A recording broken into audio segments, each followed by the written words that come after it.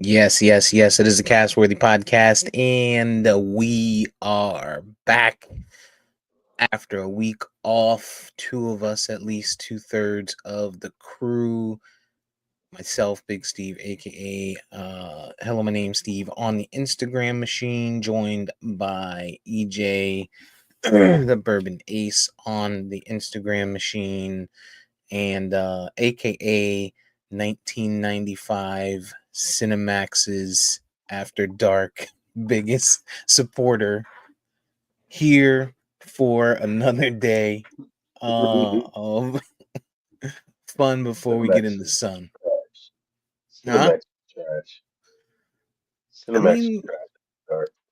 it was, but I mean, back before back before internet, back before getting on the computer every day and being able to just locate it. I mean, you were It was a lucky good, you had an older good cousin surprise. who had a decent library of material material by the time you hit that age. But for me, man, it was rough times. I only had a sister. Yeah, it was decent as a library is understating it. Yeah, man. So Vast for library. Cinemax, HBO, as soon as that late night came on, man, like, yeah, I'm gonna just sleep in the living room tonight. That's where the AC is at. That was the excuse in the summer. There's AC in the living room. I'm gonna sleep here. As soon as they fall asleep, Channel 14, HBO, late night, real Y'all didn't have sex. y'all didn't have central AC? No, we didn't have central air up there. We had AC in the living room, AC in the bedroom upstairs. That's it. Wow. But that goes to show you we never really came up there in the summertime. That's right. It was always like Thanksgiving. It was rare that y'all made it up there in the summer. It was y'all was like in didn't y'all do a lot of Georgia trips in the summer? Yeah, yeah. Or y'all would come down to us. Hmm. Yeah. That's crazy because I never remember being hot in that house ever. No, I never really was. I mean, the AC that was in the living room was pretty big, or pretty strong, so it would keep the house, the first floor, cool. But um, yeah, central air, man, we are spoiled. Well, I'm spoiled. You got central air? Oh Yeah, shit! Why the fuck you ain't turn it on when I was there? it probably was on. Had me in a room sweating and shit. Nah, that was the alcohol coming out. Possibly. I'm learning that alcohol is something that I probably shouldn't be. I'm at an age now where I gotta let it go. Yo. I was on a cruise last week. Took a Royal Caribbean cruise. Uh, too old to do the carnival thing nowadays. Carnival is, they be getting it popping on there. They be fighting and shit. I don't got time for all Mhm. that. Family cruise, Royal Caribbean joint. And I bought the drink package, and not the best idea. Probably not the best idea. Endless tequila. I tell you, I started drinking. This is the first time I had Avion Mm, tequila, and from a taste standpoint, it's probably the best that I mean of the lower joints. You know what I mean? right, Like right. at least the joints that you can get at like a normal spot without being at like a specialized tequila bar with the good tequilas. But Hmm. like from a taste standpoint, way better than Patron. Patron is absolute shit. Obviously better than Jose, better than any of the ones that they had on available. Because on the boat, some bars have some alcohols and others don't have it. So the Avion you could only find at certain bars on the boat, and so I was like, let me get the Avion and shit, and with the pineapple, oh my god, dog, forget about it. Tequila, tequila, I can drink way too much of it and it just drives you out a little differently. Like that dehydration that for me, I'll be like near death, yo. But when I'm sticking to my bourbon, I one know when I've had too many, and two, the next day I feel much better than I do after a day of tequila. But tequila, it's like I don't know my limitations. He's like, I feel great. Let's keep going. Right. Nah, next day I feel like death. Yeah, tequila is all day long, all day strong, yo. Like I'm still getting back from that, and I got back Monday. Today's what, Sunday, so it's been just about a week. Still like, so I think I'm about to hit one of them Diddy IV lounge joints. We'll get a refreshing IV drip. Sit down 45 minutes, get up refreshed real quick, rehydrated, and then you know get me set for the new week, man. It's been spring break, so kids been home wilding out. We did a little bit of this, a little bit of that. Like in the movie Old School yesterday, took a little trip to IKEA. Mhm. Planned to go to Home Depot, but there wasn't enough time. Like Right. Right. all Yeah. type of shit, man. The IV lounge is insane. Like, how do you like? Is this certified, medically certified? Like, how is this even existing? Yo, there's a ton of them down here. I mean, I guess because Florida's a major college state, um, and they be getting lit out here. But there's a bunch of them out here. The one that I'm looking at is Revival. It's close to UCF. There's actually one right across the street from UCF. Not this company, but another one. But this one has good reviews, and one of my homies went to it before. And he said, the first day you pee a lot. Depending on which drip you get, you might poop. But he was like, you feel great, the next day, refreshed and shit. It's different because like when you go into the hospital and you're sick or you're overly dehydrated and you get an IV, that's just bringing you back to, being functional, right? Versus Hmm. where you're functional now and you're getting that boost. You know what I mean? You're getting that booster, which will kind of make you like a damn superhero. So that's what I'm thinking today's gonna be, man. Refresh for the new week. I got a lot going on when I get back to work, so I gotta be clear minded and energetic. Yeah, you talking about being too old, but you are a little too old to be trying new things like this. I You know what I mean, mean? I Poking mean, you with an IV and everything. Ah, that's crazy. it's the young kids are doing it. Dog, these shits bring people back, yo. People go in there hangover after drinking all night, grab an IV and be good to go in like an hour and a half, yo. It's just crazy the idea of going in there. Like, I'm hoping these people are registered nurses or registered medical staff, poking you with an IV. Like, that concept is crazy to me.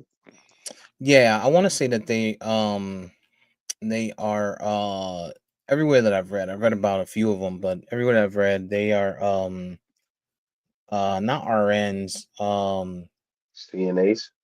No, no, no, no. Above I that, mean, CNAs. Dog, no. I mean, what are they? Nah, nah. They're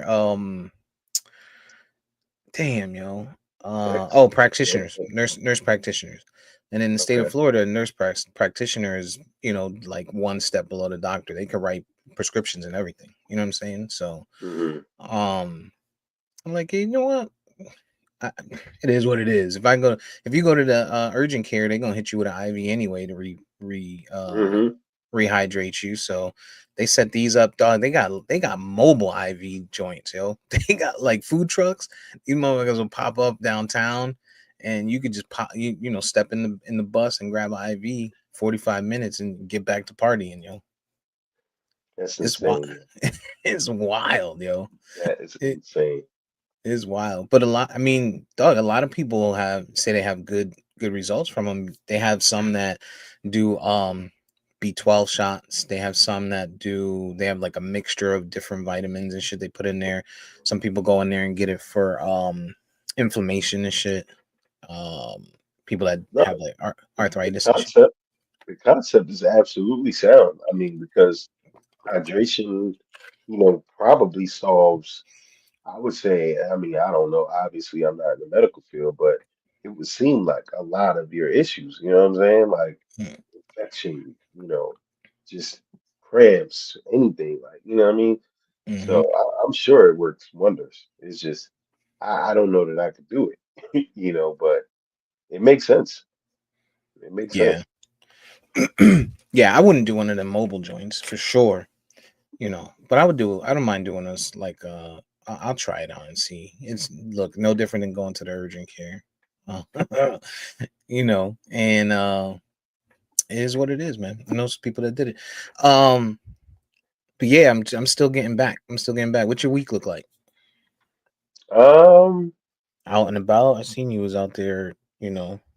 Midsummer ready. It looked like activities. it's still cold as shit on Friday. Yeah, You it was know, chilly here too. it's cold today. Like it just feels very cold today. But the week was quiet, man. But Friday, me and the old lady hit the town. We went to like six different spots. Like we started like early in like 12 for lunch and went to six different spots. Wound up at this new speakeasy, well, new restaurant speakeasy. That was pretty dope. Um, there was a guy in there singing, with a guitar that I knew, and it was pretty cool, pretty dope. Went out, did that, and that's been it. That was pretty much the highlight of the week. Outside of all of the stuff going on in DC. Again, just for me, it's the travel now. There's so many people on the trains again, and the train scheduling is just not the best. It's just nasty, man. Like, but people are working. On one hand, you hate to be back in the office and have to deal with all of that. On the other hand, you lucky these days if you're still working. Because of everything this guy is doing. Um, but People yeah, out there man, protesting still. I don't know. Because you People really don't. straight to work and straight home. Yeah, and you hear about certain stuff gonna happen, but I mean, I feel like the country and people are so powerless.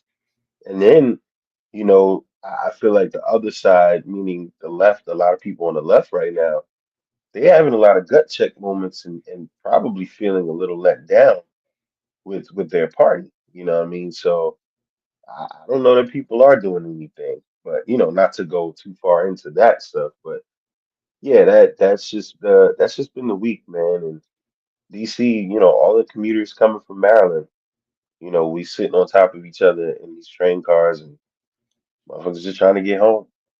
Yeah. Um. Yeah. It's been a wild week, man. I sent you a video of AOC. She's doing her tours. She I looked like miss that. she looked like she been doing some squats too. Mm, look like she AOC. aging. Look like she ain't like stressed, yo. Of course Sometimes. she's stressed. Of course she's stressed. But the important part is that she looks like she's eating a little better and doing squats Mm. Arroz con pollo. All crazy. and all that fun stuff, all that Hmm. good stuff. Hmm. Um. Yeah, we'll get to that. You've been watching the tournament. You know what? It's March Madness, dog. I didn't even know this shit started, yo. I've been so far behind on sports. Like this was just like one of them weeks where I didn't have time for nothing. Like except for hearing the Trump hate, which mainly came from Vari. Um, but I didn't have a chance to even I didn't even do a bracket this year, but I do know that my boys today, the Huskies, Connecticut Huskies Huskies, are playing arguably the best team in in the the tournament. tournament right now, which is Florida. Florida is a tough team, man. Very tough team. They beat up on Norfolk State last game, but they let Norfolk State put up 69 points. They scored 95. They let Norfolk State put up Mm-mm-mm-mm. 69. Um, but UConn is a different animal, man. They actually have a coach. They got a good system over there. It would be a hell of an upset. UConn came in as the number 8 in the West. Florida's number 1. And it could happen, yo. It could happen. So my one bracket is busted because, like, of course, I went with Rick Pitino and one of my other teams. I like a lot of different college basketball teams. UConn, of course, University of Florida because I like them for all sports. St. John's, Syracuse occasionally. But yeah, man, I picked St. John's. He went up against Coach Arkansas. Calipari. Yeah, this is the day and age we're in where quietly Coach Calipari's coaching the 10 seed Arkansas, and they beat St. John's. Bracket busted, but I agree with you 100% today. I picked Florida to win because I think they're just a deep team. I think they'll have a better uh, outlook from their bench. And quietly, his Florida has a good NCAA history, right? Quietly, Yeah. but it is still UConn. They while they haven't performed the best in the Big East this year, they've had some fights this year, so I could see it being an upset. But I did pick Florida, but my money bracket is busted. My other bracket, I got University of Houston winning. And I've been putting parlays in all crazy. Texas A&M yesterday, I think it was. These dudes are up and they're winning, and I should have taken the cash out. FanDuel was like cash out. Man, these dudes turn around and lose by like 15. Like, what happened? You know what I mean? Like, so it's Hmm. definitely March Madness very early on. And I was watching the women's tournament yesterday. Norfolk State went into the half beating University of Maryland. Norfolk State up until yesterday were like 25-0 when having the lead going into halftime. So, it's March Madness, man, and it's also that period right before, draft time. So this is before NFL draft will be here. So I mean, this is a good little reprieve from not having football right now. Yeah, no doubt. I'll never count out Danny Hurley, man. At this point, he's done great things for UConn. I look forward to seeing what that looks like. But from a women's standpoint, um, I mean, I think it's fairly clear cut. My girl Juju is such a beast, yo.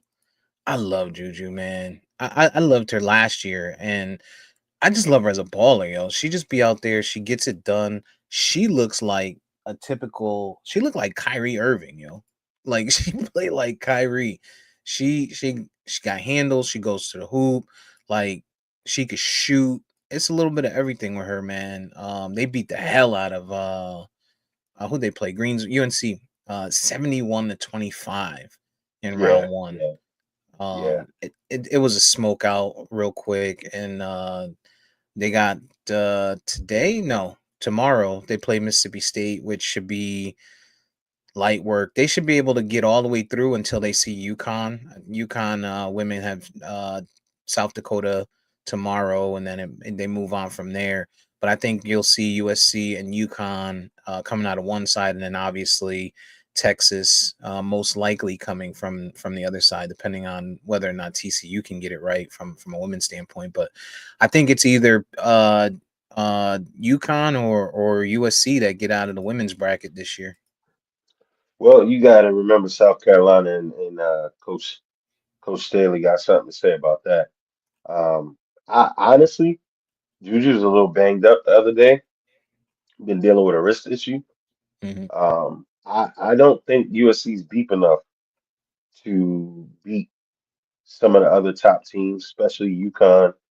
Um, the other girl that was on LSU, I can't. And LSU still some dogs right now too. Flage out there is killing them. So it's gonna get sticky a little bit for the women's side pretty soon. But I don't pick Juju and the Trojans to win. I don't think they're deep enough. But seeing Juju always kind of makes me sad because I always think about like, damn, what was little Mamba gonna be like? You know what I mean? Oh Because yeah. this would be her time right now. You know what I mean? She'd be either like a junior or a senior or something like that. But I mean, she would have been phenomenal. You know what I mean? So it always kind of makes me sad to kind of think about what if, for her. So I think she probably would have went. She probably would have went to UConn, I think. Um, but yeah, it just always makes me sad. Wondering what could have been. Yeah, no doubt, no doubt. Um, I look forward to it, man. And then today I got a baseball draft, so baseball Fantasy. fantasy about Mm. to pop in. Yeah, I don't know too much about. I don't. I outside of the Mets and the Yankees, I've kind of fallen off of baseball a little bit. Um, I mean, it's but the that's Dodgers. okay. The Dodgers are just buying out everything. Like they're making basically Japan is their farm system. Anything that comes out of a whole damn country is theirs to have. You know what I'm saying? Like Hmm. Otani kind of set the stage for that, and so add to that that they found ways to backload their contracts and get American talent in the Mookie Bettses of the worlds and stuff like that. Like the Dodgers are just it's tough. It's gonna be a tough team to beat this year. The only thing I think that can stop them is injuries. Um, there's no one out there that has top talent like that. I think it's Dodgers, Mets, Yankees are probably your three. Braves you could put in that conversation. Probably your four top tier teams in the American League. I mean, you got the Yankees, and then it kind of gets really quiet after that. Well, they're predicting the Orioles to make some noise this year. They're young. They've been young, actually. Let me not say they're young. They're not young this year because they've been young. And Baltimore has looked good. It's hard for me, yo. Pause. Baltimore just they never get it right. They just never can get it right, no matter how much talent they have. Going back to the Miguel Tejadas of the world, the Kyle Ripkins of the world, like they Baltimore just can never get it right, and they've had talent, yo. They've had talent. I like Gunnar Henderson. The kid looks great, but he's on the IL to start the season, so we'll see. And it always baffles me. We talked about it last year, at least to this extent. They had him in the leadoff spot or something crazy. They had him lead Like, off, yeah. why? You know what I mean? And the crazy part is he'd be on base, or they get the bottom half of the lineup on base, and he clean up with a home run.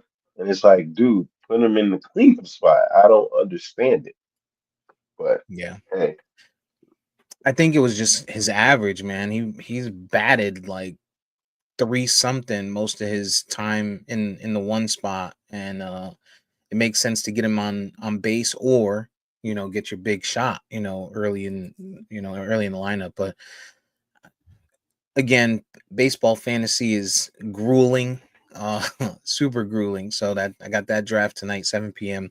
I look forward to that. It's gonna be a fun one. And I only do one of those a year. Like in football, I usually do like 5, 6 leagues.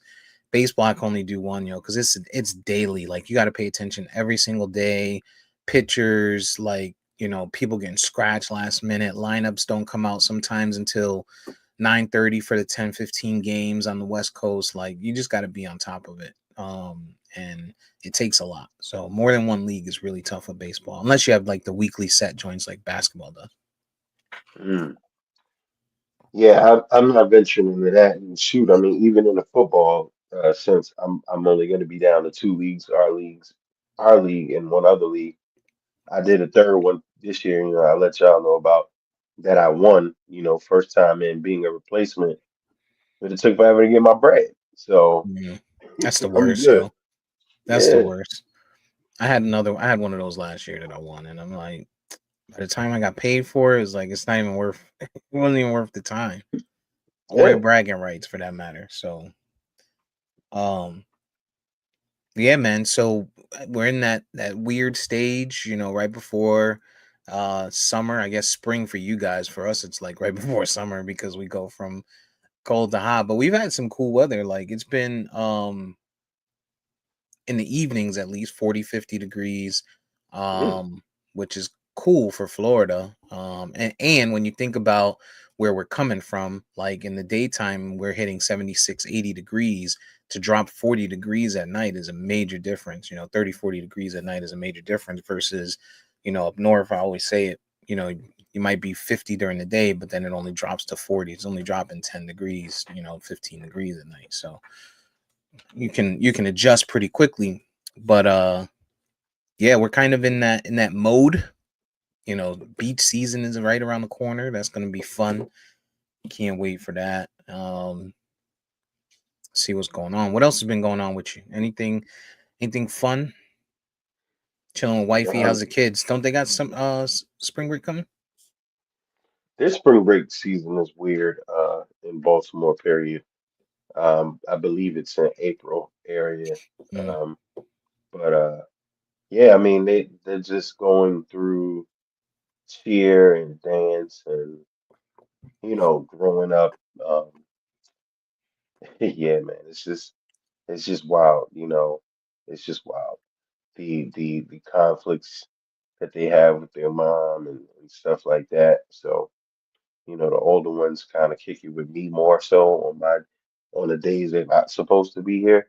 But it is what it is. You know what I mean? And you never nothing amazes me these days. So at this point, I just try to minimize any stress or stress that I got.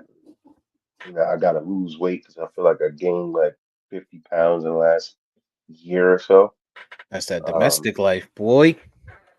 yeah, and I think a lot of it too was me ripping and running when she wasn't here, just going out drinking and doing whatever.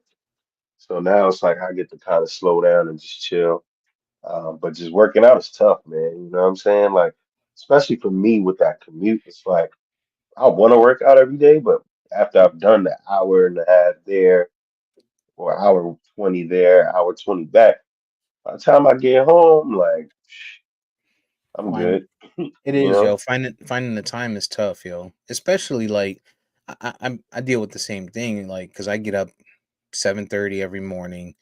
Um, to get the kid to school, and I don't work till 10. You know what I'm saying? So I work Hmm. 10 to 7, but I'm up at 7:30, going already on the move. Not like I'm up 7:30 at the crib where I could just go and start working out. I'm 7:30, got to take the kid to school, get him to school for 8:30 at the latest, come home. Got to be to work by 10, but my commute to work is about 30 to 40 minutes, give or take, usually 30 on the most. So then it's get dressed, get there, get out at 7, get home by 8, spend some time with him, put him to bed. And now we're talking about 9, 10 o'clock, and I've been running for 12 hours already, outside of the prep time. So it's you gotta make the time, yo. So usually I try to get it in before, like, between where I drop them off and before I leave for work.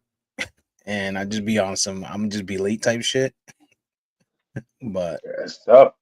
That's tough. I'm up as early as 5, and then I'm taking kids to school around 7, and I ain't on the train until 8, and then I gotta leave DC 5:30 ish. I don't get back till about 6:40. So you know what I mean? It's like work out when. And then when I do get a day in, I'm feeling so damn sore. I'm like, I know I should go back at it, but I'm like, can't do can't it. get back to it till 4 days later. Yeah, you just Yep. gotta ease yourself back into it, man. Just do Yeah. cardio. Do cardio. Like, that's what I try to do every morning. I try to get at least 30 to 50 minutes in the garage on the elliptical every morning. At least to get the heart going and shit. You know, and but you be trying to do your football workouts and shit. You be trying to look. You're not gonna get back to football weight in a week, dog. Like, you could give that up. You at an age now where you just gotta hope to shed some of that off, and take what comes with whatever body weight workouts you could do, at least to get started. Yeah. Yeah. I'm gonna have to. What I really want to do is, get on the diet, stick to it, and then maybe hit up a Planet Fitness or something, and just And put it's in the something time because summer's consistent. coming. Yeah. Yeah. But I mean, the Planet Fitness near me, it doesn't really seem to get as much action. Um, but yeah, I got to do something different. So that's what it is for me. Definitely got to do something different Indeed, for sure. indeed. Um, Bronny had a great night the other night, man. Quick sports take. Well, LeBron is back. LeBron came back last night off of his injury. But I want to say it was Still two lost. nights ago. They still lost, yeah. I want to say it was 2 nights ago, maybe 3 nights ago, where Luca was out, Bron was out, a bunch of people were out, and so Bronny got to play, and this was against Milwaukee. Milwaukee's a good team. It's not like they were playing, Portland or some shit. They were playing against Milwaukee, and Bronny got some minutes, and I think he went 17-5-3 or something like that. Hmm. Decent stat line. Um, TP says he'll meet you at the train. I don't know how that's gonna happen, but okay. I um, don't know how that'll happen, but we gotta do something. That's for sure. Bronny went 17-5-3 the other night, and of course, obviously next day Stephen A. got to make it about him. I think I was wrong. Other cats, I seen somebody post something online because Steph went for 17 the same night, talking about passing the torch. Like you think it's just you think it's just people glazing, or you think if this kid gets some burn, we could see something.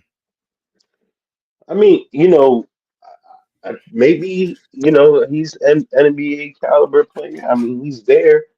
You know what I mean? He's played. He's done what he's done. But I mean, we're always gonna have this conversation, man. You're in consideration. Your father's in consideration for the greatest of all time. Like I've said before, like Marcus Jordan gets press coverage and he ain't even playing the NBA. So I mean, it's par for the course. I think for Bronny, the best thing for him to do is put his head down and keep playing. You know what I'm saying? And you know, stop the sound bites, grow thicker skin. You know what I'm saying? And ball out. It's not impossible. He can definitely make. He has the physical attributes. He has the genes. You know what I mean? It's not like he can't be a good player. You know. He better get going. Let me tell you that, because Bryce is right around the corner, and Bryce looked like the better player of the two, in my opinion. He's bigger. Um, I mean, it's the same thing of like the Ball brothers, right? You had Exactly. Langelo, Lamelo, and Lonzo. Lonzo looked good, and Lamelo had the chance really young. Didn't go to college, went straight overseas. Played with older people, kind of like Luca. Um, and then you bring Lamelo to the NBA, and this kid looks like he's by far the best ball. But he looked like he was the best ball in them videos anyway. Back then, he was just small and younger than the other two, and I think it's the same thing that you're going to run into with Bryce. Is Bryce looks good, yo. He can shoot. He's taller. He's longer. Pause. Um, and because he's been watching Bronny and probably seen him struggle and playing against Bronny, and then also watching his dad, I think Bryce is going to be a problem when he gets in the league. And again, so Bronny has to get going, or else he's going to have that Lonzo effect where people are going to kind of forget about him because Bryce going to come in there and start eating. Unless they find a way to get them both on the same team, which is very possible with LeBron. Yeah. Yeah. I mean, it's like Giannis and his brother. The younger sibling sometimes is blessed a little bit more. But just like, Dennis or Dionysus, however you say it, uh, as he said, look, like, yo, I had a career before Giannis got hot overseas, and now I'm here. I play my role. You know what I'm saying? I do what I do, and he's comfortable with that. You know what I'm saying? Bronny, he's gonna have to figure it out. His game will take him where it'll take him. If he has that work ethic, if he has that drive, and he puts in that work, he could be good. And if Bryce comes in and he's better, that's just the way it is. Doesn't mean you can't be great. You know what I'm saying? Health is gonna be a factor because that's been the issue for the older ball son. But yeah, I mean, at the end of the day, man, if you're chasing greatness, then that's gonna be an issue for you potentially because you may not live up to that. But if you want to say, look, I made my own way, some way of it, and I made it to the league, and I've been a successful starter or a role player or player, You gotta be able to live whatever you're gonna get. But I think both those kids, they have the right nucleus, they have the right obvious father to kind of push them in the right direction. I think now it's just about weathering the storm and just showing up, show up and ball out.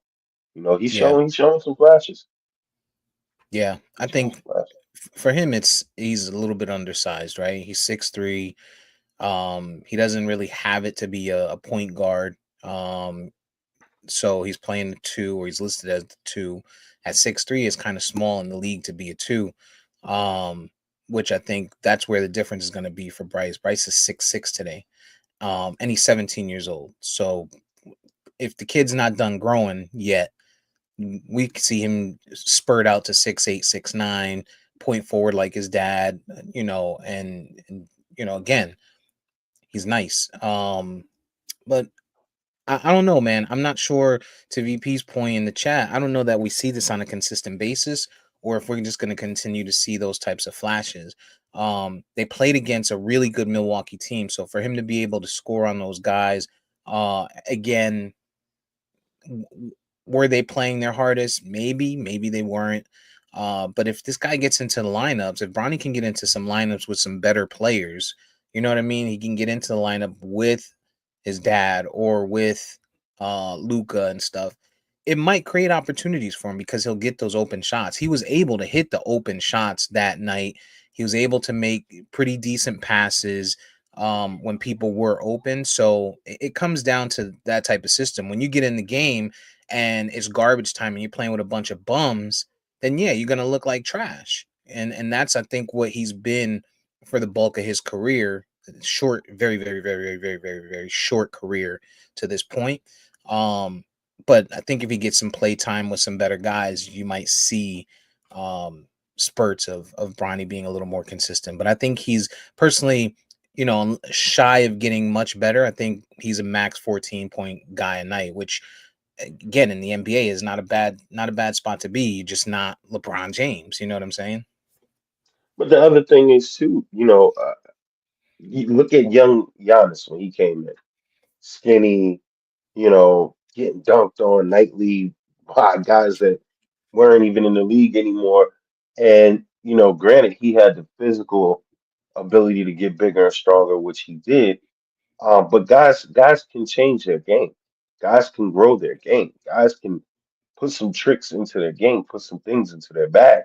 So to your point, he's a small two, but if he gets working and he really gets to be a solid facilitator and goes to the one spot, and like you said, he's on a team with his dad, with the Luca, with someone else, and he doesn't have to be expected to do as much, he could wind up being a solid guy. And even if he makes defense his thing, Hmm. he could be a Pat Beverly kind of guy. You know what I'm saying?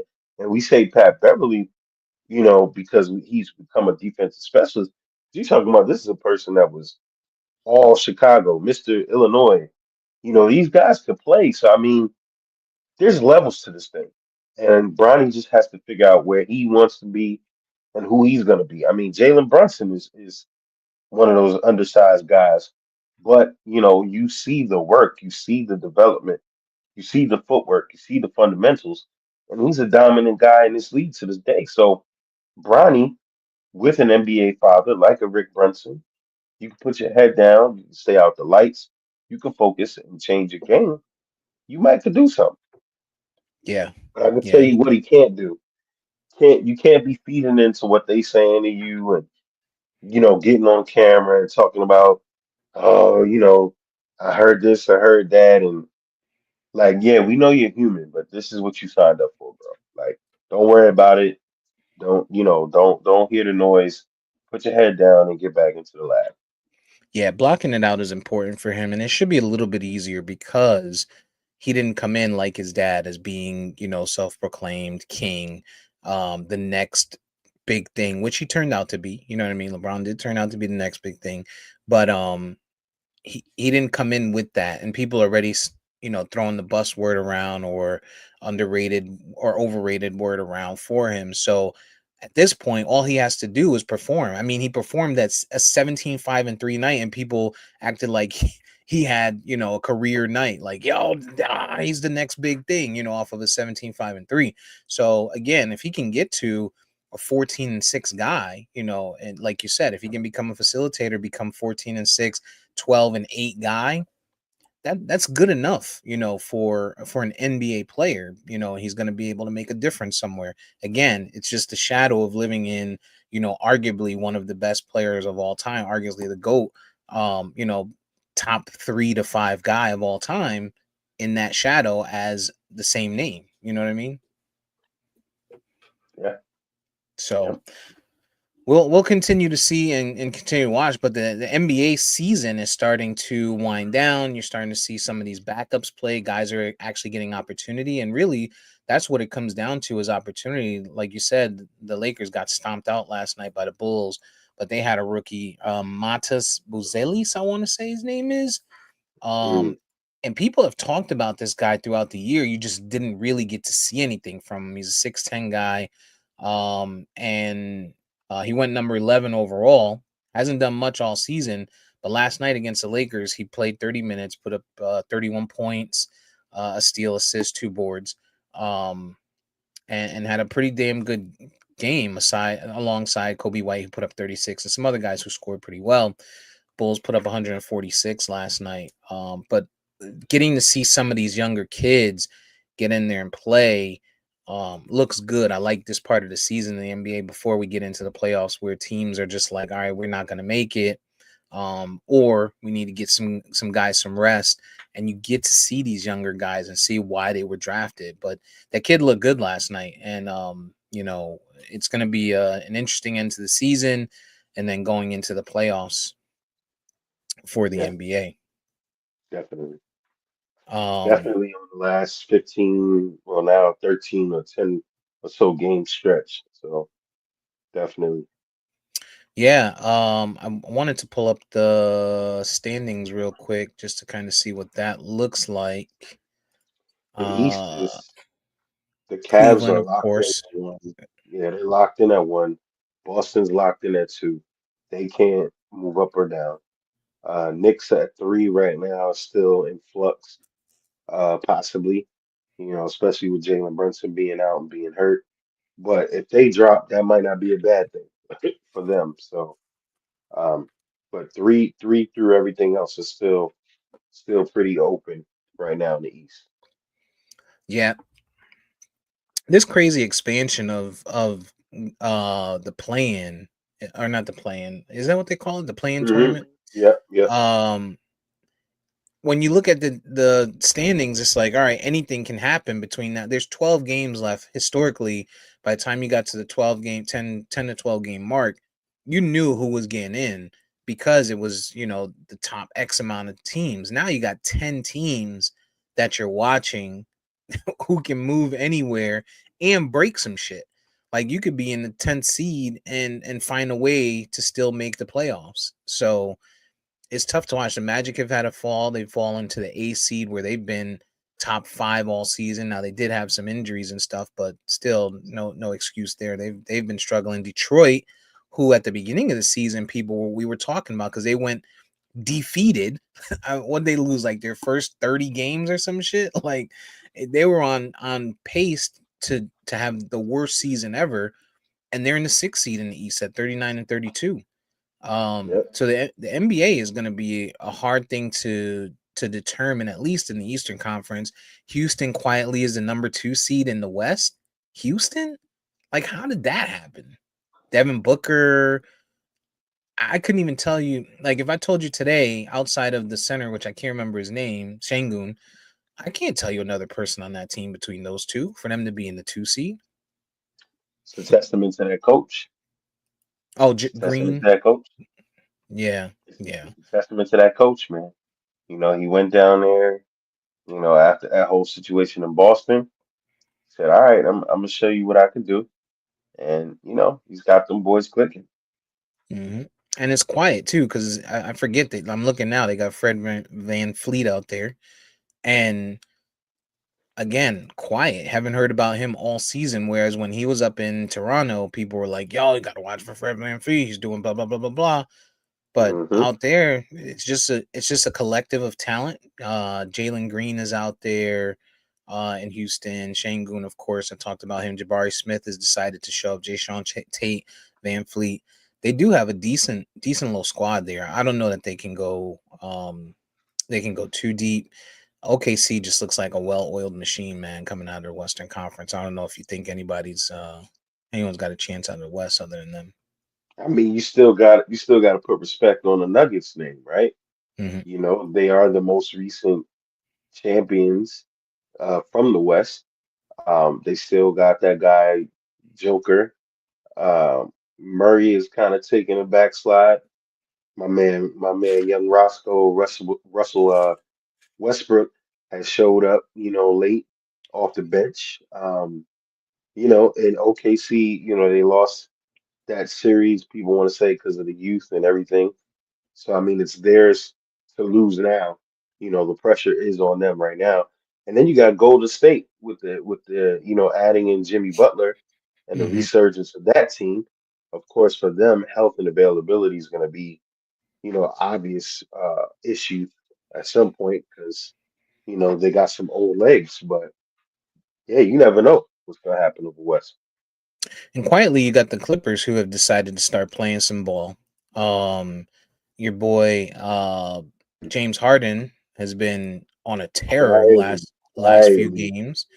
yeah. Um, and obviously, again, like you said, health is going to play a major part. If Kawhi can stay healthy, and actually be out there on the floor, then the Clippers could be a team. I mean, the Western Conference now that I'm looking at it, could be a little bit more open. It's just dog OKC just looks so good, man. Like Shy or Shay, I don't even know how to say the name. He is putting on for Canada. He's basically saying, "Fuck you, Trump and America. I'm gonna go ahead and take over the NBA by storm." The kid just looks different, yo. Yeah, I mean, but again, you got what, 12 games left on average right about now. Hmm. Anything can happen. Um, so we'll see, man. We'll see. I think he's I averaging like 33 and 6, yo. Yeah, it's crazy. It's crazy. It's gonna be interesting to see. It's definitely entertaining. Um, Supposedly next year they're going back to NBC, I think, for a lot of games. They're going Oh, back to really? NBC next year. I think so. I saw something like that. So I'm gonna be excited for that whenever that happens. So you can hear that old classic theme music, you know. Yeah, yeah. Saturday joints. Like Mhm. that's something you don't see. You used to see the midday Saturday or midday Sunday games. You don't really see that anymore in the NBA, and I like that. I used to like that on the schedules. Actually, That's it. today they got some 3 o'clock games today, but only two. Like, remember they used to start the Sunday games at like 1 o'clock, ready to go on Right. Sundays. When football season would end, you could pretty much look forward to basketball. But um, I like playoff basketball. I can't wait for that to come. Baseball's right around the corner, so look forward to that. Probably And try the and make NFL draft. this trek up there, and the draft is right around the corner. NFL draft. Speaking of the draft, famous Jameis, Crab Leg King, signed with the Giants this past week, or maybe it was last week, one of the times when we didn't pod. This But past week. This past week. um, he signed with the Giants on an 8 million deal, up to 16, with incentives. Um, what do you think? How do you feel about that? I mean, it's interesting because there's like three different layers to it. One, you signing them to a 8 million a year with up to 16, right? That is that is pushing starter money, right?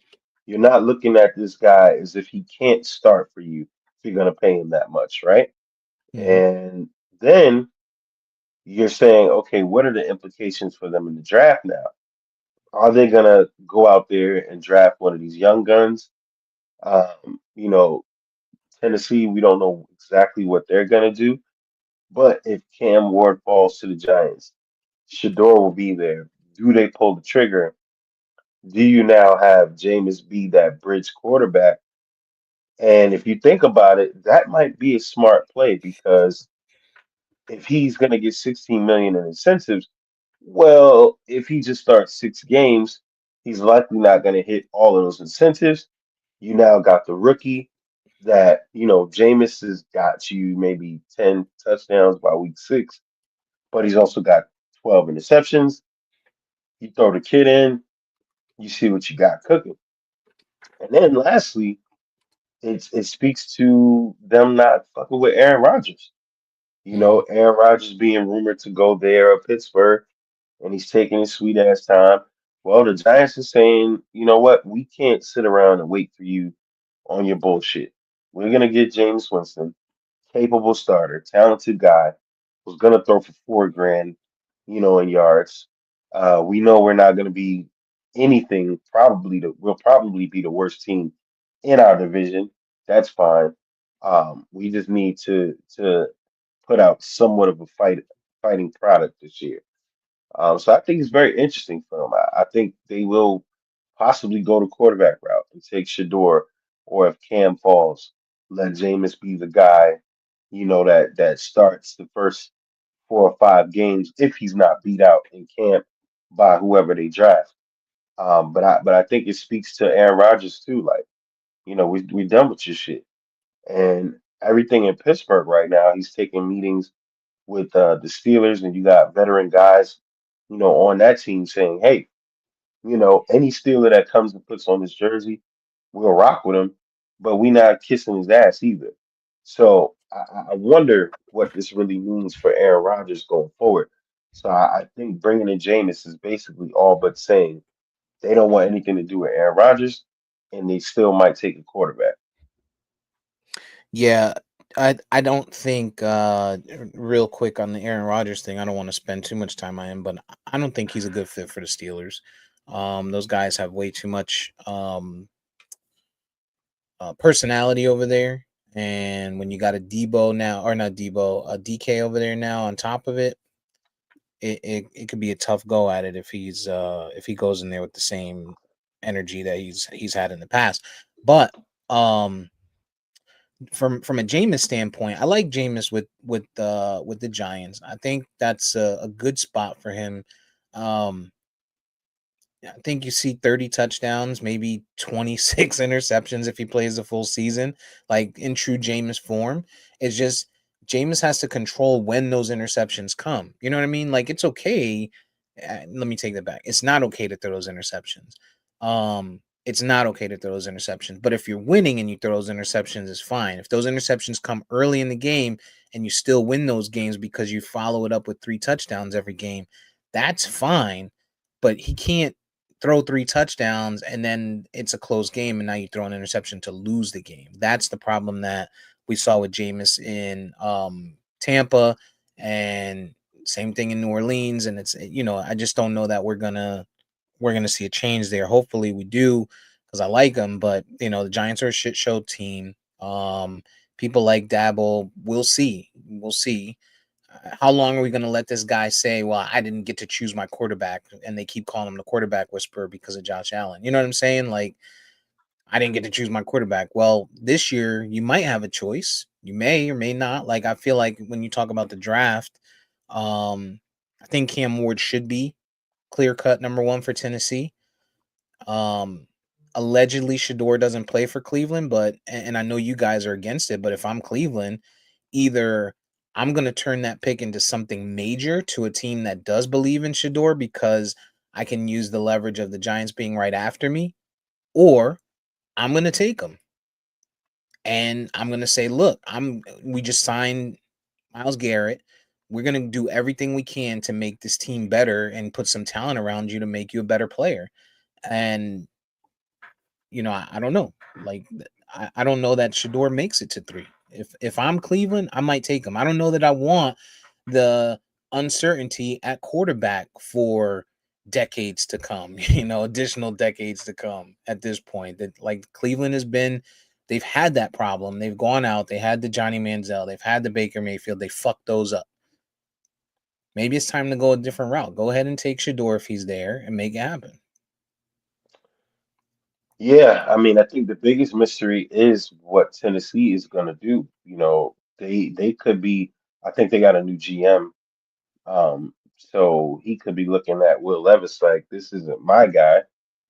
Even though by all accounts, Will Levis wasn't the worst. He just made some rookie mistakes and lost them some winnable games. But he can play, and you took this guy when you took him. I'm not Do taking a you? shot on him. Huh? I wouldn't take a shot on him if I was them. Yeah, I mean, but if you're Tennessee and you're looking at this team, right? Do you say we're not a quarterback away from improving any of this and going to get Abdul Carter and getting a wrecker, a game changer on defense, and then saying, you know what, we'll trade back, we'll get some generational depth, get them signed under rookie deals for years to come, and then we'll punt on this year's quarterback class and wait till Arch Manning comes out, maybe, you know. Um, but I don't know that they say that they're a quarterback away. They might trade out. They might take the edge rusher. They might do something else. So I don't know. It's very and a lot of boards, have Shador dropping, pretty far this year, and I think a lot of that is, the hate obviously that they have for that family and Dion. And then, on top of that, we don't know that if Shador was taken by Cleveland, we don't know for sure that he wouldn't play. We can assume, we can speculate. I think Dion and Shador and them have been doing everything that they can to maintain professional mustard right now. So we don't know. But Cleveland, I mean, I don't know if anything they do will be the right move. If Shador drops, he's not dropping past 6, in my opinion. I think the Raiders will go with Shador if he makes it to them because what's his face? Gino is not a long term solution for the Raiders. He's just not. You know what I mean? They went ahead, they got him, and I think he was the insurance policy to say if no one drops us, if neither one of these two guys drop to us, then we'll have Gino. But if one of them do drop to us, fine, we'll have Gino, and we don't have to put these guys in the microwave like you always say. Like we could slow roll Shador out there because right now I don't know that on a day one I want Shador starting for my franchise. Similarly with the Giants, right? I don't know that I want Shador starting day one. If I do take him, I don't mind sitting him behind Jameis. You know what I mean? And to your point, Jameis comes in by week 4. He's got 12 interceptions. Whenever their bye week is, maybe you start to make that plan to say, all right, let's see what this kid looks like. Let's see what he's got. And, maybe that's where you make that move. Um, but I don't see. I mean, to your point, I see people saying he's going to drop. I don't think he drops past 6. I do think Cam Ward goes number 1. And again, if I'm Cleveland, I'm taking Shador because not being a quarterback away is fine, but if you get your quarterback now, then you can focus other places next year, the year after. Otherwise, you're going to be stuck in the same situation that they were this year with Deshaun Watson and then trying to figure it out. And the one thing that makes me think they may take a quarterback is Myles Garrett came out and said he knows who they're going to have at quarterback. So whether that was garbage because he just ran up the price and got his payday, or whether it's reality, that tells us that, if he's being legit, it's one of those two guys. They probably told him, hey, it's going to be him or him, whoever drops to us. But what do they now do with Deshaun Watson, who's just rehabbing? He's coming back. I mean, what do they do with a Deshaun Watson? I don't think there's much they can do because of the money that's involved there. The good thing is I think it was guaranteed money.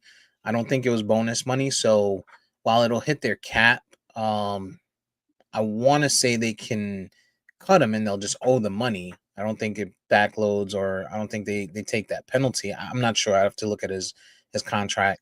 Um, or you just make him your backup. But Deshaun Watson has shown that even when he came back, he didn't look legit. And he's gotten hurt every time he's gotten in the game. I mean, every game this guy has got some type of ailment, and it ended in a long term injury. So I don't know. And then again, it's a it's a dark cloud that you got over your franchise. They tried to get over on on the world and say, "Yo, we're gonna go ahead and snatch this guy up and do some funky shit with it," and it just turned out to be a failure. But you got a dark cloud over your fan base. They don't even like him. They cheered when he got hurt. Like that's how shitty the Browns fans are. Like I don't even know if I'm him if I want to play for this team. Well, he posted his workouts, he posted his rehab stuff, and every time that he made sure he posted in the video, he made sure you could tell he still has on Cleveland gear. So that's why I'm like, you got a pretty expensive decision to make here. You know what I mean? It ain't like somebody's beating down your door for this guy. So, I don't know. And then, throwing other guys in the draft, I think there's going to be some surprise drafts. I think like with a guy like a Jackson Dart, I think he'll move up considerably, and I think we'll see some crazy things happening. So I don't know. Overall, this class isn't the best outside of the first 3 rounds. It's not the best class overall, and a lot of teams that can afford it, they have needs, but they don't have a lot of sexy needs. So, who might want to jump up? That might be a very good question to ask. And Atlanta, to your point about whoever drafts one of Cam and Shador, Atlanta just showed us what to do with Penix. Have Kirk out there for 4, 5, 6 games, bring Penix in, let him run. So we'll see, man. You got teams like Carolina where Bryce Young's still in question. Um, I think quietly nobody's talking about San Fran and what's going on with Purdy because they That's haven't true. they haven't paid him yet. Um, and I'm surprised the Aaron Rodgers talk hasn't been louder for them. So we gonna see. Do the Patriots take Travis Hunter if he gets to 4, in your opinion? I think they do. I think they either take Travis Hunter or they trade back and punt that away. But I think they're definitely gonna go defense early. I think if they take him, they're gonna look for him to be defense, or I mean, with him, you don't know. You never know what he's gonna be, right? But where he's gonna fall, like on what side of the ball. But yeah, I think they definitely take him. If they don't take him, I could see them taking Mason Graham, the defensive tackle from Michigan. I mean, Steve, when I tell you, I watched this guy's all 22 film. I don't think I've seen a defensive line prospect as good, at least on college film, as this guy probably not in my time that I could say. I don't even think Aaron Darnold looked that dominant in college from a technical standpoint. That's This who your guy's Jets good. should be going after. That's what I want at 7. At 7, we're kind of rumored to go for him or Armand Membu, who was a left. Is he left? Is he a left tackle, right tackle I don't know from if Membu Missouri? makes it to you guys. I think Membu might go. Like I'm thinking of if Travis Hunter doesn't make it to 4 and Abdul Carter don't make it to 4, I think Membu goes to the Patriots because that's what they need. They need O linemen. That's why I say I don't know that if I'm the Patriots, like I get it, you're getting a generational talent in Travis Hunter, but you got a quarterback last year that you think is going to be your guy. You got to protect this guy. We've seen this, year after year for teams that are not protecting their quarterbacks dealing with problems. So you go get Travis Hunter, maybe you play him at wide receiver, great. You have a wide receiver. If you play him at corner, then you put him on the other side of Christian, but you still don't have anybody to protect your quarterback or your running back, whoever you decide to go out and sign. Very I, true. I'm not sure that I'm them. If I'm doing that, if I'm them, you got Membu, who I think can either go to them or the Jags, right? The Jags need to protect what's his face? The Gold Um Bucks. yeah, I don't know. I can't Can't think remember of his his name name off right the top now of my either. Trevor Lawrence. Trevor Lawrence.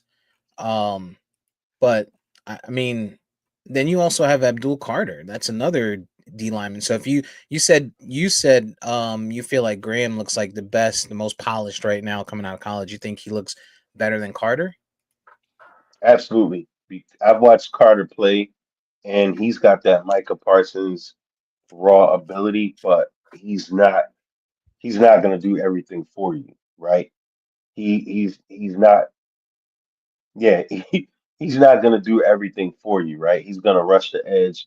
He's gonna maybe drop back here and there. Mason Graham can play zero technique, head up, three technique, four, wherever you want him to be. That guy is a game changer. And if you have another defensive tackle on your team, like a Quentin Williams, that is getting doubled every game, that shit changes things. And in a league where the quarterback position is probably been outside of a good 3 or 4 teams, maybe five, I don't know, maybe 10 out of 32, where the quarterback position isn't in flux, and now you have pressure coming up the middle, you're going to win a lot of football games just by your defensive line play alone. So if I'm the Jets at 7 and Mason Graham is there, I'm taking him. Membu, I watched his film, great footwork. He's not as polished as Olu Fashanu. He seems to be a little bit stronger, but he's not even 21 yet. And I just think he's gonna be one of those picks where he could struggle a lot early on. I think Mason Graham, if you want somebody to plug in and dominate for you on the next level right now, barring injury, Mason Graham is the guy. I could see Cleveland if they don't take a quarterback taking Travis Hunter. They have no wide receivers out there. Like they can use some wide receiver help if they're planning on playing this kid at wide receiver. And even at cornerback, they could use him at cornerback. If I'm Cleveland and I'm not gonna go Shador or Cam, then I think I'm going. I mean, people are saying they probably should take Carter and pair him with Miles Garrett, but I think Travis Hunter is where their need is on either side of the ball. Whichever side of the ball you decide to play him on, he's a great addition for Cleveland, in my opinion, if they don't go quarterback. Absolutely, because the VP's point, they have a very expensive a guy sitting on the bench. I mean, $46 million cap hit. I don't know that you want to take that right now. And you can't even break it up because his contract isn't expiring. So Yeah, yeah, I wouldn't do it.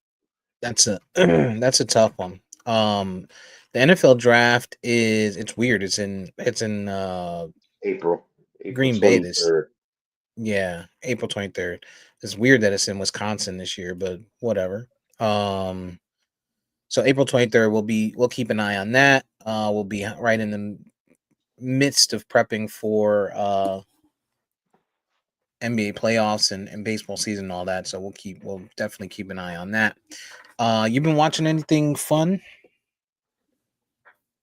I started the series on Hulu, where this family adopted, a dwarf child, and it seems as though the child might be an adult.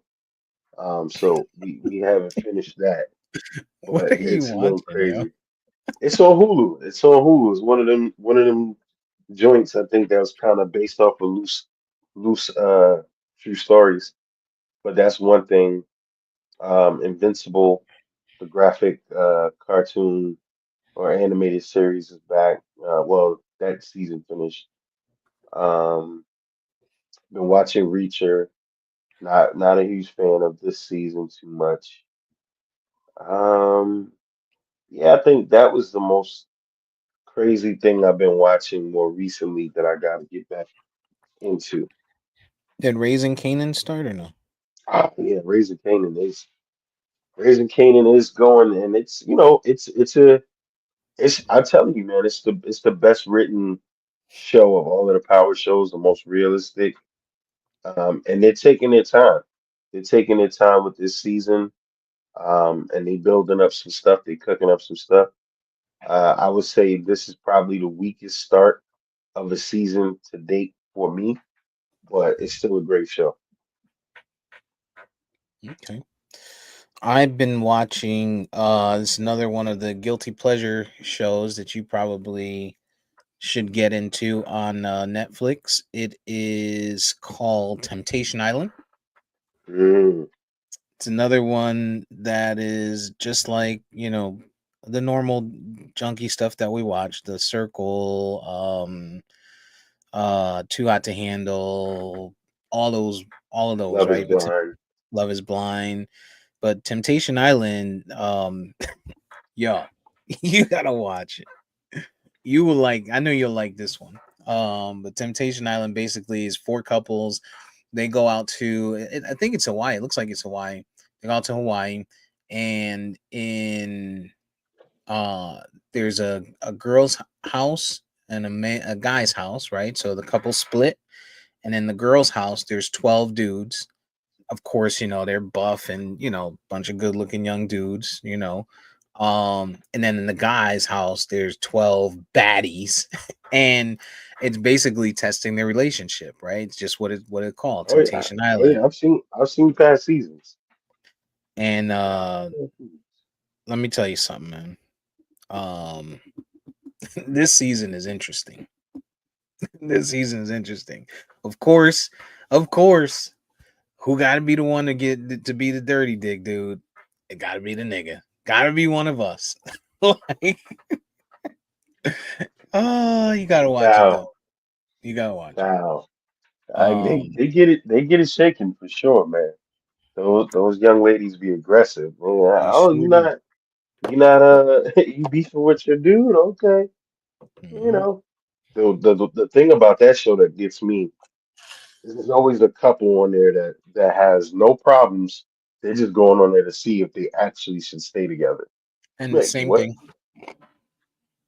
same thing this season. You got that couple that's like, there's no entertainment value to them. They both, oh, I miss him so much. Oh, I miss her so much. Oh, she's the one for me. Oh, he's the one for me. Like, all right, yo, we get it. Nobody's watching your show to see the happy ending. Like, these are not shows people are watching and be like, oh, I can't wait to see, these couples stay together.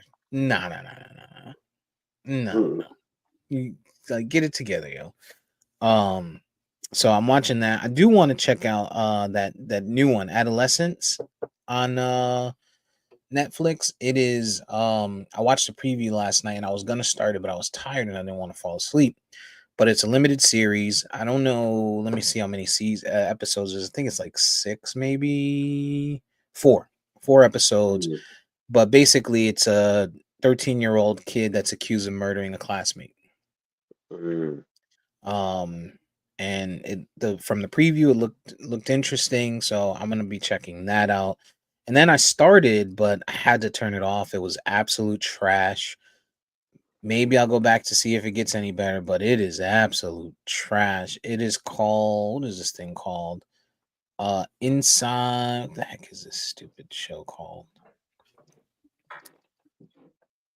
Uh it's about those it's on the second season, but it's about that influencers. Oh, no. It's about influencers. What is the name of this show?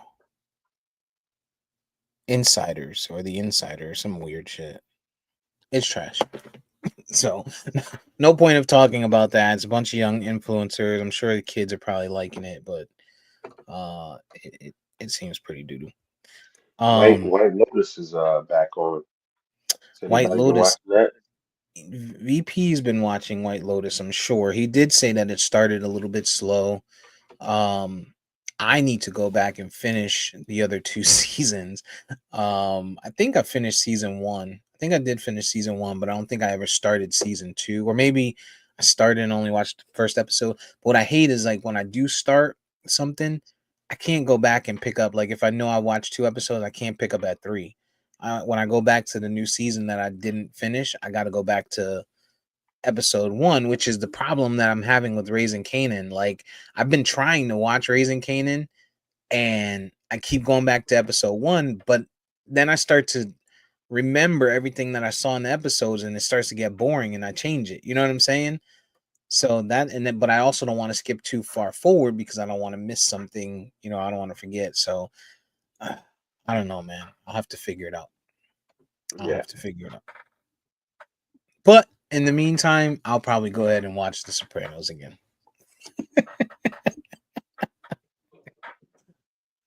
Can't yes. go wrong. You just can't go wrong with The Sopranos, yo. I could watch The Sopranos anytime, throw it on and watch it from start to finish, yo. I've been saying I'm gonna go back and rewatch Oz, because I like should I've do said that now that I'm before, older. yeah, like I said before, that that show was really the show that kicked off this wave of HBO stuff. Yep. And if you look at the acting tree that came from that show, a lot of people pretty much got their big starts from there. So, I keep saying I'm gonna go back and watch it because I remember what dibbling and dabbling watching it back in the day, especially, you had to have the Adabisi reference. That was like a thing, like, you know what I mean? Like, so, but I keep Shabetta. saying I'm gonna go back and watch it. Shabetta was the white Yeah. dude. Hmm. I Yeah. should we should make that a pod thing and go back and watch it. Now that we're older, I think it's different because I remember watching it. Like my mom used to watch Oz Heavy, but it's not one of those shows today where if you say, "Hey, you remember this scene?" I won't. I won't remember it. Like I remember the Right. characters. I remember Homeboy was in the wheelchair. I remember Adabisi obviously being that dude. I remember Beecher. Like I Hmm. remember, but I don't remember. I couldn't tell you today. It's different. Like I could tell you, um, Prison Break, which by the way they're doing a remake of Prison Break. I'm excited for that. Um, Homeboy from Raising Canaan is in that. I saw a 50 post about that. Okay. Yeah. I Uh, did see that too. I saw that too. Hmm. I'm Yeah. trying to remember his Nah. name. But if you just look at that acting cast from Oz, you got so many people who got their big break there. You know what I'm saying? Even dude, you talking about in the wheelchair, that was one of his major, roles. I mean, he had been in a lot of things prior to that, but Hmm that was one of his first major roles. Harold It was Perrineau. just, Perrineau. Perrineau. yeah, it's so many guys. I'm thinking I'm gonna probably go back and rewatch it, as an adult. 'Cause I remember most of it, the gang aspect of it and everything like that. But And it Saeed, definitely doesn't get credit. Yeah, yes, I eat. who's Yep. now on the Chicago Fire. Like another big one. Exactly. Who was the ball guy, man? I can't think of Schillinger. his name. Schillinger. Yep. One of his first roles. Yep. And So he uh, got big too, Paul. the All-State guy, Yep. the All-State Mayhem O'Reilly. guy. Yep. Yep. Damn, Yeah. Ernie Hudson was in that shit. There was a lot of Mhm. people in that show. I'm looking That's at what it I be now. telling people, yo. That's what I be telling people. Edie Falco, that was her first role before Carmella. Yep. I like her too. I like her too. Lance Reddick, Granville Adams, that guy who played Zaire Arif. Hmm. You don't remember, you probably don't know his name, but if you see him, you'll be like, oh shit, Michael Wright was in that. Damn. I Yeah, told you. I'm definitely I gonna go back told to you. this. I told you. People that it doesn't get the credit, that it deserves. Even the dude, even the cop, the black cop that used to be on the wire. That's him, Officer Clayton and Seth Gilliam. Yeah. Yep. Yep. He Yep. was in that too. And Yep. Lance Yep. Reddick, who was also on the wire. A lot of people don't get that credit for that show, man. Yeah, I'm gonna go back to Oz, yo. We should do that. We should definitely Yeah. do that. I gotta find where is it? Where is it? It's on Max. Is it on Max? Okay, yeah. Yeah, it's a HBO. It's a HBO property. All right. I'm gonna go watch it. Not maybe not today, but I'm gonna.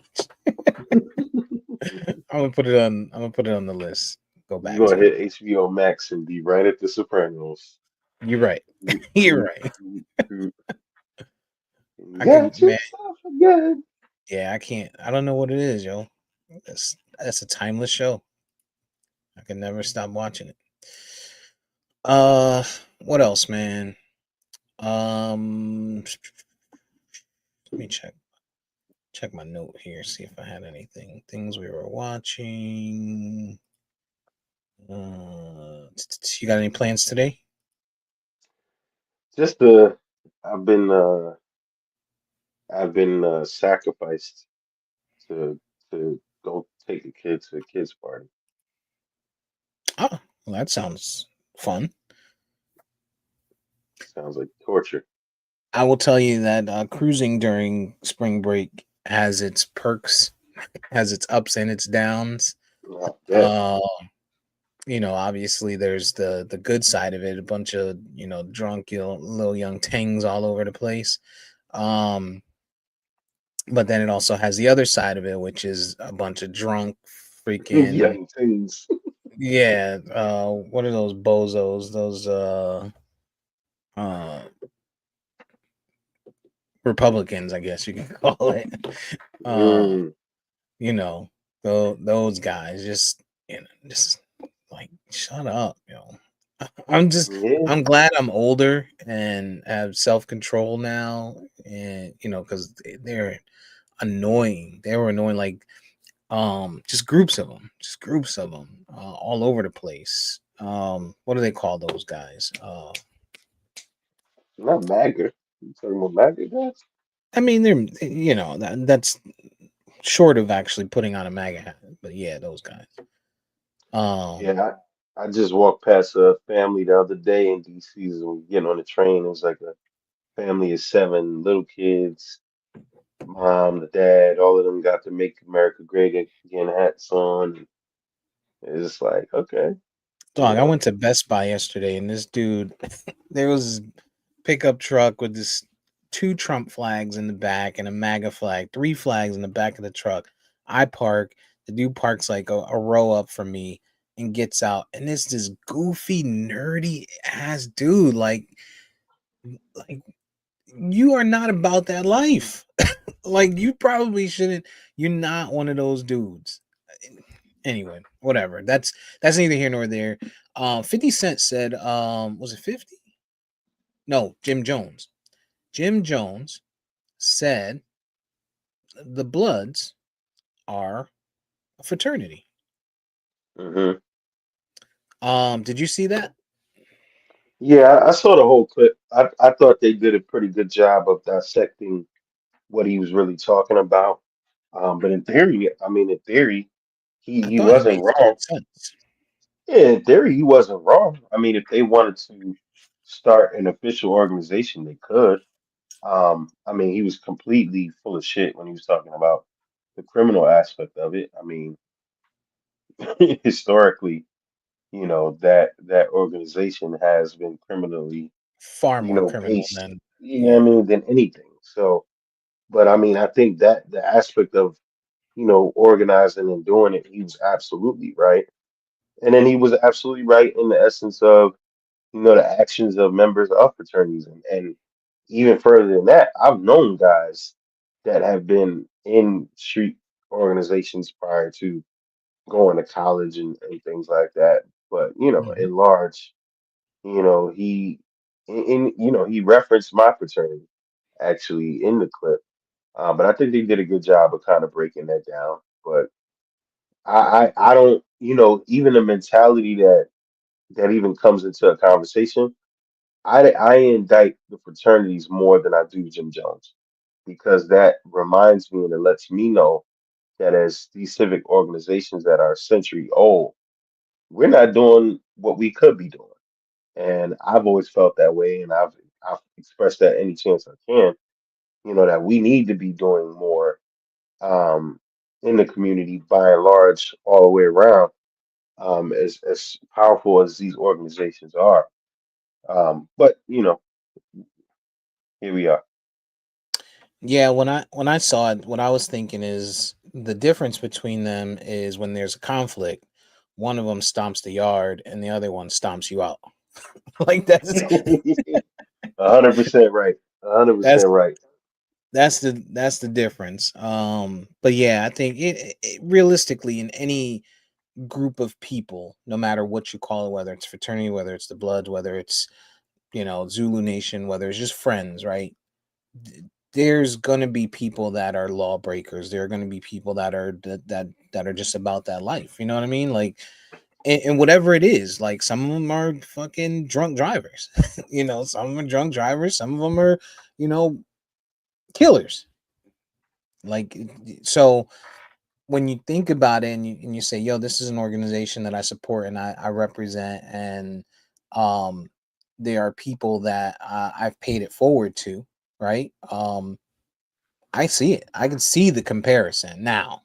Now, when you talk about the reality of it and the understanding of it, right? Like, I think when people go into a fraternity, at least for everything that I know, it's not pitched as such, right? It's more pitched towards a brotherhood and, bettering yourself, and long standing uh organizations and things like that, versus these kids going into the Bloods are thinking of it more as time to get money. I got someone that got my back. I'm gonna go out there and be about this life. You know what I mean? It's not making your life better positively. It's making your life better by any means necessary. And sometimes it's just because you've been left alone. You don't have a father. You don't have a family. You don't have brothers. You don't have cousins. You know what I'm saying? You just go find those people that embrace you and that you feel like, now I'm safe. That's, I think, the Yeah, difference between the two for me. yeah. And my man Rose talked about that, that people join the gang for the necessity of that very survival factor.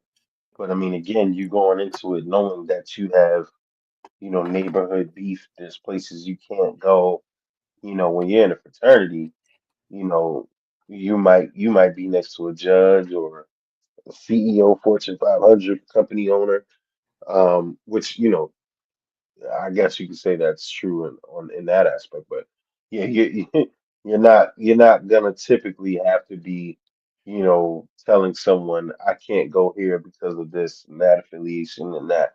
So I mean, we know exactly what that is, and I'm glad he was able to at least admit that aspect of it. But yeah, he did make a lot of good points. Yep. Let me see. Anything else on my list? Elon Musk is a piece of shit. No change Yeah, there. yeah. Department of Education. If the Democrats let that happen, I am no longer supporting Democrats. We've seen them cower. VP says he doesn't think it's going to happen. He's actually pretty confident that it's not going to happen. The Department of Education, the removal of such, requires 60 votes, and so, and this through the Senate, and so that would require 7 Democrats to cross the line. Basically, like, it's different when you're talking about you only need one, because maybe a couple Republicans were on the right side of things. But when you're talking about you need 7, if they can't get it together, I don't know that I can support the party anymore. I don't know that. I, maybe you support it. I don't know that I have any hope at that point. I don't know that you can have any hope in them or faith in them right now. Based on everything that we've saw thus far, and looking at John Stewart's scathing, compilation of events, it's a lot to be disappointed about now. It's a lot to feel a lot less hopeful about right now. But all we can continue to do is hope, right, that they'll be on the right side of things and do what they need to do. But I don't know. You got a couple people that are out there doing their thing right now. Obviously, I talked about AOC earlier. She's out there on the trail with Bernie, Big Burn, Field Burn, getting the word out, and that's the point. Start now, right? You can't wait until year 3.5 and be like, yo, look at what happened the last 3.5 years. You need to be on it right now, get it in people's heads immediately. So I think there are people that are out there doing it. Oh boy, that was going to be Kamala's vice. I don't know why I can't remember his name off the top of my head, but he's also um, traveling right now. So there are some people out there trying to do what's right, um, and gather people and get things organized and situated early. But again, man, it's an uphill fight, and it's a battle where you're going into a gunfight with a knife, in my opinion, because these people don't care.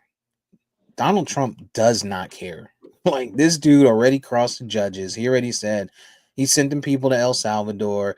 Like, he's already far beyond it, and basically saying, like, I don't have to listen to them. I can do what I want, regardless of what the Constitution says, regardless of what, we've been doing in this country for X amount of years. You know what I'm saying? I'm going to do what I want, and no one's going to stop me.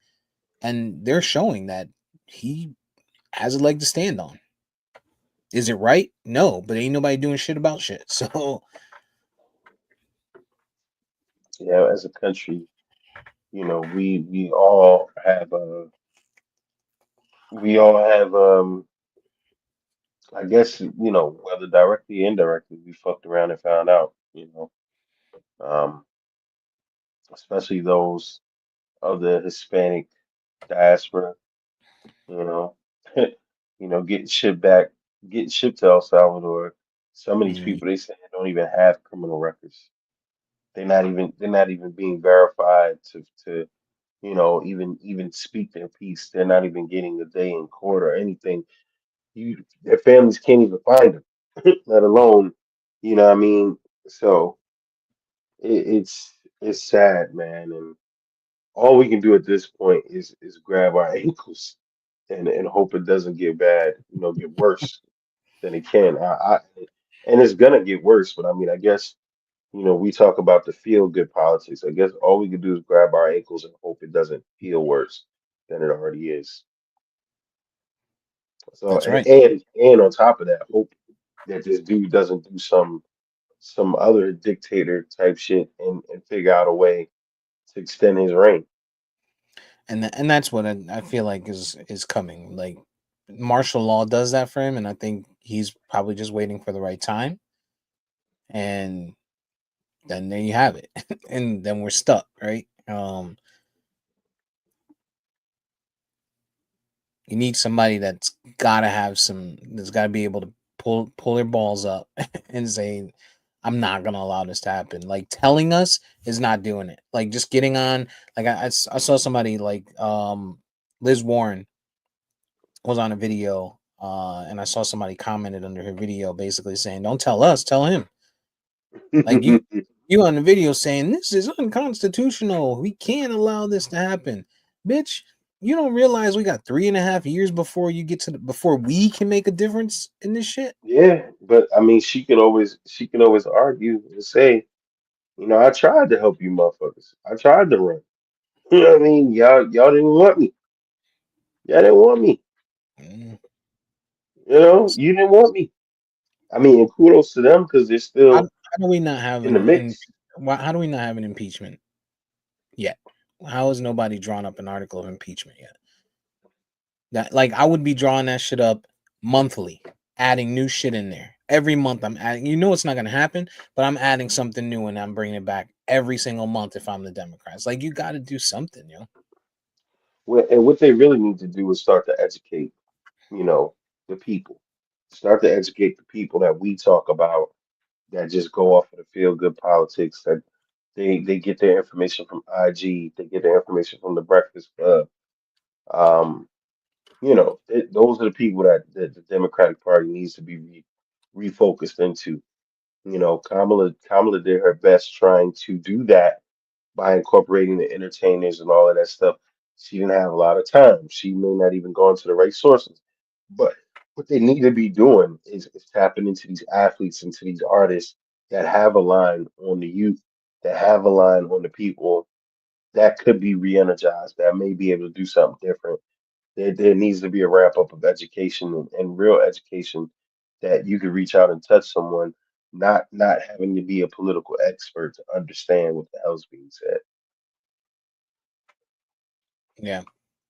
Al Green said that he was working on filing an article of impeachment. So we'll wait and see. But meanwhile, the Republicans are trying to impeach judges. So it's just not a fair playing field, man. It's not a fair playing field, and it sucks when you have people that you expect to be there to be your mouthpiece and your representative, and they have no backbone. And that's what we're seeing with the Democratic Party today, unfortunately. Yeah. So we'll continue to watch. I think that is everything that I had on my list today, unless there was anything that you think we missed. I'm sure there is, but it's fine. Nah, I'm good. I was All gonna right. torture myself at a kid's party. Yeah, I gotta try and go rehydrate, get ready for the week. Gonna do Um, the IV lounge. yes, sir. Yes, sir. Revival. Um, I'll let you know how it goes.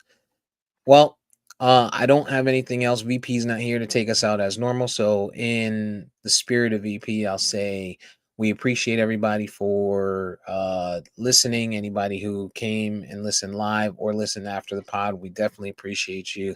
We'll take any feedback that you may have. You can find us. The easiest place to find us is on Instagram. Look for at castworthy_podcast. Anywhere where you get podcasts, you can locate us, searching for Castworthy, Castworthy. That is Spotify, Spreaker, Apple Podcasts, YouTube, if you want to see the video. We're here every Sunday, and call your loved ones, tell them you love them. You never know. Tomorrow's not promised for everybody. Um, until next week, we are out, and we appreciate all of the support. Peace.